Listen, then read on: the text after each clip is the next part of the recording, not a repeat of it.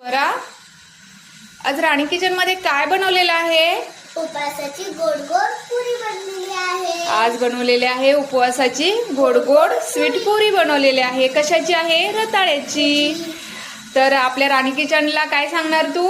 Like करा, share करा, subscribe जरूर करा. Okay, thank you so much. Bye. Bye.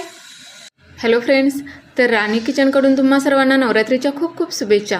तर आज आपण उपवासासाठी खास स्पेशल अशी रताळी स्वीट अशी पुरी बनवलेली आहे. तर ही रेसिपी तुम्ही शेवटपर्यंत पहा. चॅनलला नवीन असेल तर प्लीज सबस्क्राईब करा. तर अशाच न्यू रेसिपी तुम्हाला उपवासाच्या खास करून पाहायला मिळतील.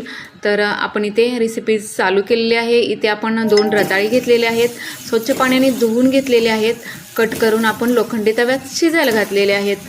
तर